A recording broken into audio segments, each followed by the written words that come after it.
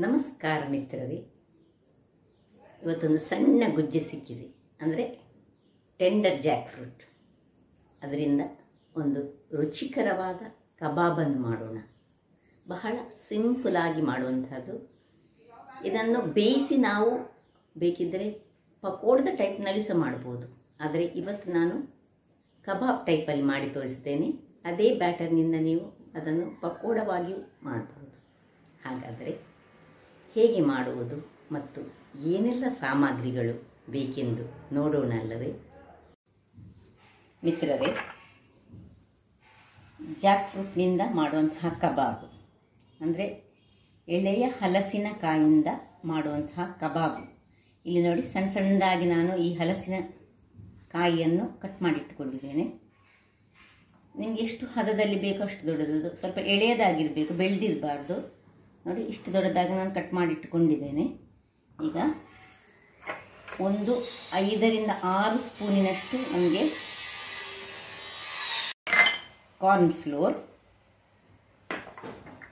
1 ಚಮಚದಷ್ಟು ಕೊತ್ತಂಬರಿ ಹುಡಿ, 1 ಚಮಚದಷ್ಟು ಜೀರಿಗೆ ಹುಡಿ,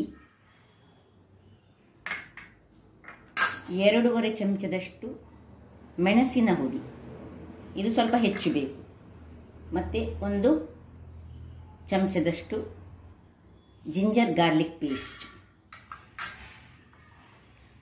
2 ಚಮಚದಷ್ಟು ಕಡಲೆ ಹುಡಿ,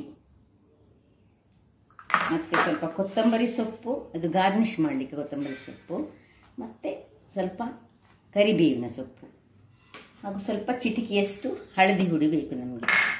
ಈಗ ಮೊದಲಿಗೆ ಒಂದು ಗ್ಯಾಸನ್ನು ಉರಿಸಿಕೊಂಡು ನಾನು ಆಲ್ರೆಡಿ ಇಟ್ಟಿದ್ದೇನೆ. ಸ್ವಲ್ಪ ಅದರಲ್ಲಿ 2-3 ಗ್ಲಾಸ್ನಷ್ಟು ನೀರನ್ನು ಇಟ್ಟುಕೊಂಡಿದ್ದೇನೆ. ಅದರಲ್ಲಿ ಈ ಹಲಸಿನಕಾಯಿಯನ್ನು ಅರ್ಧದಷ್ಟು ಬೇಯಿಸೋಣ. ಬೇಯಿಸುವಾಗ ನಾವು ಸ್ವಲ್ಪ ಉಪ್ಪು ಮತ್ತು ಹಳದಿಯನ್ನು ಹಾಕಲಿಕ್ಕುಂಟು. ಈಗ ನೋಡಿ, ಫುಲ್ಲು ಬೇಯಿಸ್ಲಿಕ್ಕಿಲ್ಲ, ಮತ್ತೆ ಇದನ್ನು ಅರ್ಧದಷ್ಟು ಬೇಯಿಸಿ ಮತ್ತೆ ನಾವು ಅದನ್ನು ಸೋಸಿಕೊಂಡು ಅದಕ್ಕೆ ಬೇಕಾದ ಬ್ಯಾಟರಲ್ಲಿ ಮುಳುಗಿಸಿ ಕಾಯಿಸ್ಲಿಕ್ಕುಂಟು ಕಬಾಬ್ ಮಾಡೋದು. ನೋಡಿ, ಈಗ ಸ್ವಲ್ಪ ಹಳದಿ ಪೌಡರನ್ನು ಹಾಕ್ತಿದ್ದೇನೆ ನಾನು, ಸ್ವಲ್ಪ ಉಪ್ಪನ್ನು ಹಾಕಿ ಮುಚ್ಚಿಕೊಂಡು ನಾವೀಗ ನೋಡಿ, ತುಂಬ ಹಾಕೋದು ಬೇಡ, ಅಂದರೆ ಸ್ವಲ್ಪ ಅದು ಉಪ್ಪನ್ನು ಎಳೆದುಕೊಳ್ಳಿ ಹೇಳಿ ಪೀಸಸ್ಗಳು. ನಾನು ಕಲ್ಲುಪ್ಪು ಹಾಕ್ತಿದ್ದೇನೆ, ನೀವು ಬೇಕಿದ್ರೆ ಯಾವ್ದು ಬೇಕಾದರೆ ಉಪ್ಪನ್ನು ಹಾಕ್ಕೊಳ್ಬೋದು. ಈಗ ಮುಚ್ಚಿಕೊಂಡು ನಾವು ಇದನ್ನು ಅರ್ಧದಷ್ಟು ಬೇಯಿಸೋಣ. ನೋಡಿ ವೀಕ್ಷಕರೇ, ಸಾಕು, ಇಷ್ಟು ಬೇಗ ಆಫ್ ಮಾಡಿಕೊಡ್ತಿದ್ದೇನೆ ನಾನೀಗ. ಇದನ್ನು ನಾನು ಇದರ ನೀರನ್ನು, ಮತ್ತು ಈ ನೀರಿನಲ್ಲಿ ನಾವು ಇದರ ಬ್ಯಾಟರನ್ನು ರೆಡಿ ಮಾಡಲಿಕ್ಕುಂಟು. ಸ್ವಲ್ಪ ತಣ್ಣಗಾಗಲಿಕ್ಕೆ ಬಿಡೋಣ. ಇದು ಈ ಪೀಸಸ್ ಈಗ ತಣ್ಣಗಾಗಬೇಕು, ಆಮೇಲೆ ತಣ್ಣಗಾಗಲಿಕ್ಕೆ ಬಿಡುವ. ಈಗ ನಾವು ಇದಕ್ಕೆ ಬ್ಯಾಟರನ್ನು ರೆಡಿ ಮಾಡೋಣ. ಫ್ರೆಂಡ್ಸ್ ನೋಡಿ, ಈಗ ಇದಕ್ಕೆ ಬೇಕಾದ ಮಸಾಲೆಯನ್ನು ತಯಾರಿಸೋಣ. ಮೊದಲಿಗೆ ನೋಡಿ, ನಾವು ಸ್ವಲ್ಪ ಉಪ್ಪು ಹಾಕ್ಕೊಳ್ಬೇಕು. ಯಾಕೆ ಹೇಳಿದರೆ ಆಲ್ರೆಡಿ ನಾವು ಬೇಯಿಸುವಾಗ ಸ್ವಲ್ಪ ಉಪ್ಪು ಹಾಕ್ಕೊಂಡಿದ್ದೇವೆ, ಅದರಿಂದಾಗಿ ಹೆಚ್ಚು ಉಪ್ಪು ಹಾಕೊಳ್ಳೋದು ಬೇಡ. ಬೇಯಿಸಿದ ನೀರುಂಟು ನೋಡಿ, ಈಗ ನಾನು ನೋಡಿ, ಇದು ಬೇಯಿಸಿದ ನೀರು, ಇದರಲ್ಲೇ ಈಗ ನಾನು ಮಾಡಿಕೊಳ್ತಿದ್ದೇನೆ, ಅದನ್ನು ಯೂಸ್ ಮಾಡ್ತೇನೆ. ಈಗ ಮೊದಲಿಗೆ ಉಪ್ಪು ಹಾಕ್ಕೊಂಡಿದ್ದೇನೆಲ್ಲ. ಉಪ್ಪಿನ ನಂತರ ನಾನು ನೋಡಿ 2.5 ಚಮಚದಷ್ಟು ಮೆಣಸಿನ ಹುಡಿ, ಮತ್ತು ಖಾರ ನಿಮಗೆ ಇನ್ನೂ ಸಹ ಜಾಸ್ತಿ ಖಾರ ಬೇಕಿದ್ರೆ ಖಾರ ಹಾಕ್ಕೊಳ್ಬೋದು ಹೆಚ್ಚು. ನಾನು ಹೆಚ್ಚು ಖಾರ ಬೇಡ ಹೇಳಿ ಹದಾ ಖಾರದಲ್ಲಿದ್ದೇನೆ. ಮತ್ತು ಜೀರಿಗೆ ಪುಡಿ, 1 ಚಮಚದಷ್ಟು ಜೀರಿಗೆ ಪುಡಿ, 1 ಚಮಚದಷ್ಟು ಕೊತ್ತಂಬರಿ ಪುಡಿ, ಕೊರಿಯಾಂಡರ್ ಪೌಡರ್, ಇನ್ನು 1 ಚಮಚದಷ್ಟು ಜಿಂಜರ್ ಗಾರ್ಲಿಕ್ ಪೇಸ್ಟ್,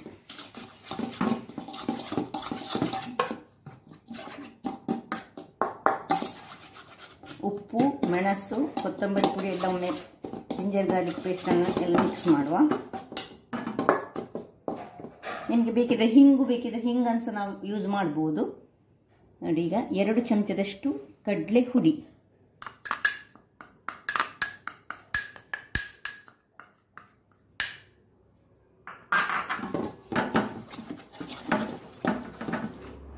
ಇನ್ನು 5 ಚಮಚದಷ್ಟು ನಾವು ಕಾರ್ನ್ ಫ್ಲೋರನ್ನು ಯೂಸ್ ಮಾಡ್ತಿದ್ದೇವೆ ವೀಕ್ಷಕರೇ.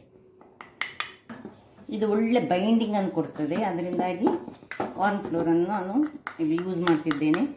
ಮತ್ತು ಸಪೋಸ್ ನೀವು ನಾನ್ ವೆಜಿಟೇರಿಯನ್ಸ್ ಆದರೆ ನೀವು ಎಗ್ಗಿನ ವೈಟನ್ನು ಇದನ್ನು ಕಲಡಿಸಲಿಕ್ಕೆ ಯೂಸ್ ಮಾಡ್ಬೋದು, ಅದು ಸಹ ಒಳ್ಳೆ ಬೈಂಡಿಂಗನ್ನು ಕೊಡ್ತದೆ. ಆದರೆ ನಾನಿಲ್ಲಿ ಅದನ್ನು ಯೂಸ್ ಮಾಡ್ತಿಲ್ಲ, ನಾನು ಮಾಡೋದಿಲ್ಲ. ಅದರಿಂದಾಗಿ ಈಗ ಈ ಬೇಯಿಸಿದ ನೀರನ್ನು ಹಾಕಿ ನಾನು ಇದರದ್ದು ಬ್ಯಾಟ್ರನ್ನು ಮಾಡ್ತಾ ಇದ್ದೇನೆ. ನೋಡಿ, ಇದರಲ್ಲಿ ಹಳದಿ ಪೌಡರ್ ಸಹ ಉಂಟು. ಎಷ್ಟು ಬೇಕು ಹೇಳಿ ಸ್ವಲ್ಪವೇ ನೀರನ್ನು ಹಾಕ್ಕೊಂಡು ತಣ್ಣಗಾಗಿರಬೇಕು. ಆಲ್ರೆಡಿ ನನ್ನದು ಇದು ತಣ್ಣಗಾಗ್ತಾ ಉಂಟು. ಇಲ್ಲಿ ನೋಡಿ, ಇಲ್ಲಿ ನಾನು ತಣ್ಣಗಾಗಲಿಕ್ಕೆ ಬಿಟ್ಟಿದ್ದೇನೆ. ಇದನ್ನು ಬ್ಯಾಟ್ರು ಹೆಚ್ಚು ದಪ್ಪ ಸಹ ಆಗಬಾರ್ದು, ಹೆಚ್ಚು ನೀರು ಆಗಬಾರ್ದು.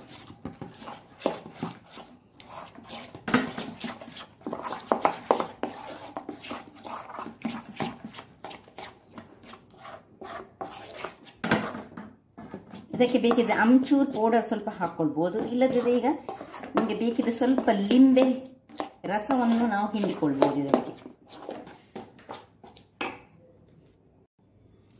ಈಗ ಈ ಲಿಂಬೆಯನ್ನು ಒಂಚೂರು 2-4 ಬಿಂದುಗಳಷ್ಟು ನಾನು ಹಿಂಡಿಕೊಳ್ತಿದ್ದೇನೆ. ಅಂದರೆ ಒಂದು ಅರ್ಧ ಸ್ಪೂನಿನಷ್ಟು ಲಿಂಬೆಯ ರಸ. ಇದು ಆಪ್ಷನಲ್, ಬೇಕಿದ್ದರೆ ಮಾತ್ರ ನೀವು ಹಾಕ್ಕೊಳ್ಬೋದು ವೀಕ್ಷಕರೇ.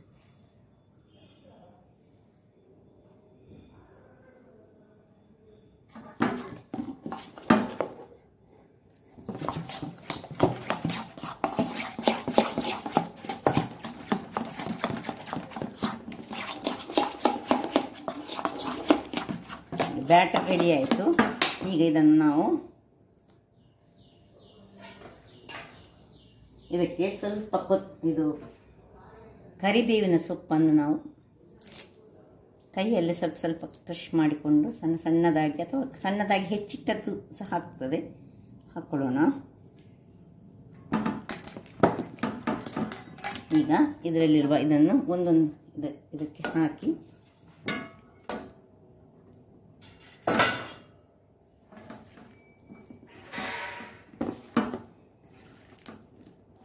ಇದನ್ನು ಅರ್ಧ ಗಂಟೆಗಳ ಕಾಲ ಚೆನ್ನಾಗಿ ಇದನ್ನು ಮಿಕ್ಸ್ ಮಾಡಿಕೊಂಡು ನಾವು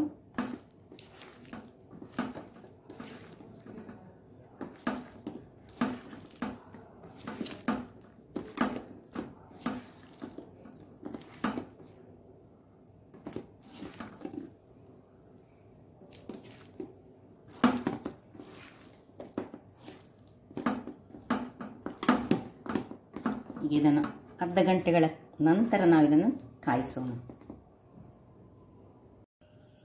ಮಿತ್ರರೇ ನೋಡಿ, ಇಲ್ಲಿಗ ಅರ್ಧ ಗಂಟೆ ಕಳೆಯಿತು. ಈಗ ಇಲ್ಲಿ ನಾನು ನೋಡಿ ಬಾಣಲೆಯಲ್ಲಿ ಎಣ್ಣೆ ಬಿಸಿ ಆಗಲಿಕ್ಕೆ ಇಟ್ಟಿದ್ದೇನೆ. ಇದು ಎಣ್ಣೆ ಒಳ್ಳೆ ಬಿಸಿ ಆಗಬೇಕು. ಬಿಸಿ ಆದ ಮೇಲೆ ಒಂದೊಂದು ಕಬಾಬನ್ನು ಹಾಕೊಳ್ಳೋಣ. ಓಕೆ, ಎಣ್ಣೆ ಕಾದಿದೆ ನೋಡಿ. ಒಂದೊಂದನ್ನು ನೋಡಿ ಹೀಗೆ ಮುಳುಗಿಸಿಟ್ಟ ನೋಡಿ ಹೇಗೆ ಕವರ್ ಆಗಿದೆ ನೋಡಿ. ಕವರ್ ಆದ ಒಂದೊಂದಾಗಿ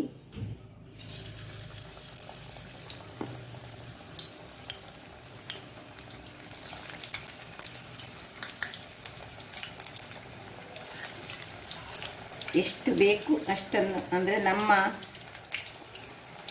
ಕಡಾಯಿ ಎಷ್ಟು ದೊಡ್ಡ ಇಟ್ಟಿದ್ದೇವೆ ಅದರ ಅನುಗುಣವಾಗಿ ನಾವು ಮಾಡಿಕೊಳ್ಬೇಕು ವೀಕ್ಷಕರೇ. ಯಾಕೆ ಹೇಳಿದ್ರೆ ಲೆಕ್ಕಕ್ಕಿಂತ ಹೆಚ್ಚು ಸಹ ಹಾಕಲಿಕ್ಕೆ ಆಗೋದಿಲ್ಲ. ಸರಿ, ಸೈಜ್ ಒಂದೇ ಲೆಕ್ಕ ಇದ್ದರೆ ಒಂದೇ ಥರದಲ್ಲಿ ಬೇಯ್ತದೆ.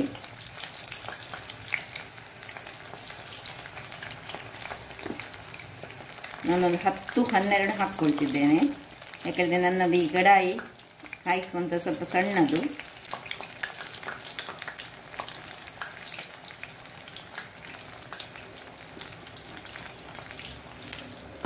ಹಾಕಿದ ಕೂಡಲೇ ಅದಕ್ಕೆ ಸೌಟ್ ಹಾಕ್ಕೊಳ್ಬಾರ್ದು. ಸಾಕು, ಇಷ್ಟು ಹಾಕ್ಕೊಂಡು ನಾವು ಅದು ಚೂರು ಕಾಯಿಲೆ ಆಮೇಲೆ ಸೌಟಲ್ಲಿ ತಿರುಗಿಸ್ಕೊಳ್ಳೋಣ. ಓಕೆ, ಈಗ ಸ್ವಲ್ಪ ನಿಧಾನಕ್ಕೆ ಇದನ್ನು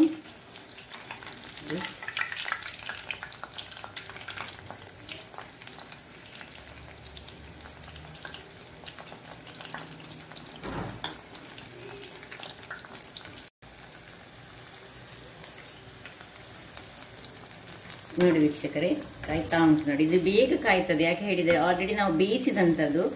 ಜಸ್ಟ್ ಇದರದ್ದು ಹೊರಗಿನ ಕವರ್ ಒಂದು ಸ್ವಲ್ಪ ಕಾದ್ರೆ ಆಯಿತು.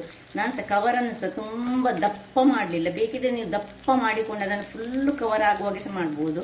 ನನಗೇನು ಹೇಳಿದರೆ ಆ ಜಾಕ್ ಫ್ರೂಟಿನ ಒಳಗಿನ ಭಾಗಗಳು ಸ್ವಲ್ಪ ಕರೆಕ್ಟಾಗಿ ಕ್ರಿಸ್ಪಿಯಾಗಿ ಕಾದರೆ ಅದನ್ನು ತಿನ್ನಲಿಕ್ಕೆ ಖುಷಿ ಆಗ್ತದೆ. ಅದರೊಟ್ಟಿಗೆ ಈ ಖಾರ ಹೆಚ್ಚು, ಕೆಲವರು ಫುಲ್ಲು ಕವರ್ ಮಾಡ್ತಾರೆ ಈ ಬ್ಯಾಟರನ್ನು. ನಾನು ಸಾಧಾರಣ ಅಷ್ಟು ಕವರ್ ಮಾಡಿಕೊಳ್ಳುವುದಿಲ್ಲ. ಯಾಕೆ ಹೇಳಿದರೆ ಇದು ಈ ಸ್ವಲ್ಪ ಕವರ್ ಕಡಿಮೆ ಇದ್ದರೆ ಈ ಜಾಕ್ ಫ್ರೂಟ್ನ ಒಳಗಿನ ಭಾಗಗಳು ಒಳ್ಳೆ ಕ್ರಿಸ್ಪಿಯಾಗಿ ಕಾಯ್ತದೆ. ನೋಡಿ ಆಯಿತು, ಇದೀಗ ಇನ್ನು ತೆಗೆದುಕೊಳ್ಳೋದು. ನೋಡಿ ಹೇಗೆ ಬಂದಿದೆ ನೋಡಿ.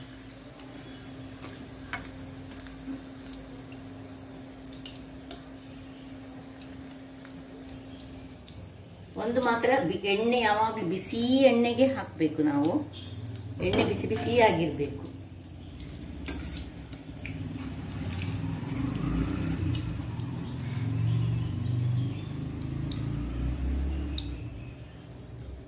ನೋಡಿ ಹೇಗೆ ಬಂದಿದೆ ನೋಡಿ, ಚಿಕನ್ ಕಬಾಬಿನ ಹಾಗೆ ಉಂಟು.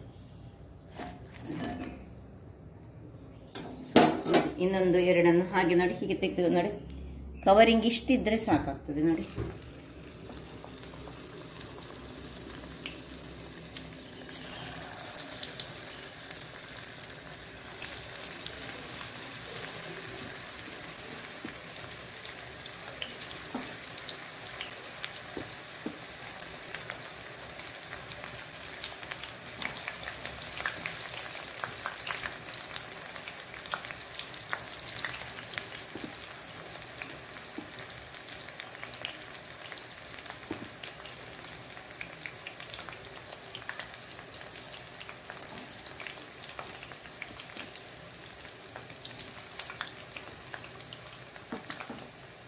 ಬಹಳ ರುಚಿಕರವಾಗಿರ್ತದೆ. ಇದು ಬೇಯುವುದಿಲ್ಲ ಅಂತ ಹೇಳಲಿಕ್ಕೆ ಆಗುದಿಲ್ಲ, ಯಾಕಂದ್ರೆ ಆಲ್ರೆಡಿ ನಾವು ಸವನನ್ನು ಸ್ವಲ್ಪ ಬೇಯಿಸಿಕೊಂಡಿರ್ತೇವೆ.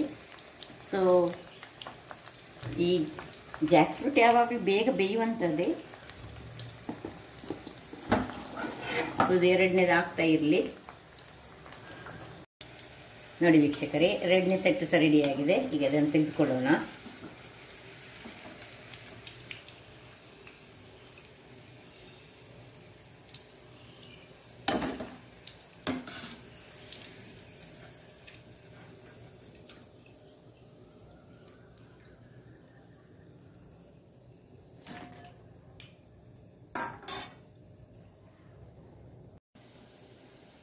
ನೋಡಿದ್ರಲ್ಲ ವೀಕ್ಷಕರೇ, ನೋಡಿ ಸ್ವಲ್ಪ ಹೆಚ್ಚು ಟೈಮ್ಸ್ ಇದಕ್ಕೆ ಬೇಕಿಲ್ಲ.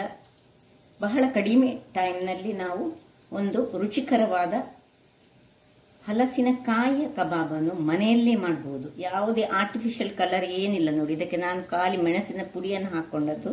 ಮತ್ತೆ ಎಷ್ಟು ಕ್ರಿಸ್ಪಿಯಾಗಿ ಸಹ ಉಂಟು ಹೇಳಿದರೆ ನೋಡಿ. ನಾವು ಹೀಗೆ ಕಟ್ ಮಾಡುವಾಗ ನೋಡಿ ನೋಡಿ ಹೀಗೆ ಬಂದಿದೆ ನೋಡಿ. ಬಹಳ ರುಚಿಕರವಾಗಿರ್ತದೆ ನೋಡಿ. ನೀವು ಇದನ್ನು ನಿಮ್ಮ ಮನೆಗಳಲ್ಲಿ ಮಾಡಿ ಆನಂದಿಸಿರಿ. ಹಾಗಾದರೆ ನನ್ನ ಈ ಕುಕಿಂಗ್ ಚಾನಲ್ ನಿಮಗೆ ಇಷ್ಟ ಆದರೆ ಬೋಳೂರು ಸುವರ್ಣ ಚಾನಲನ್ನು ಲೈಕ್ ಮಾಡಿ, ಶೇರ್ ಮಾಡಿ ಹಾಗೂ ಸಬ್ಸ್ಕ್ರೈಬ್ ಮಾಡಿ. ನನ್ನ ಇನ್ಸ್ಟಾಗ್ರಾಮ್ ಪೇಜನ್ನು ಫಾಲೋ ಮಾಡಿ. ಧನ್ಯವಾದಗಳು.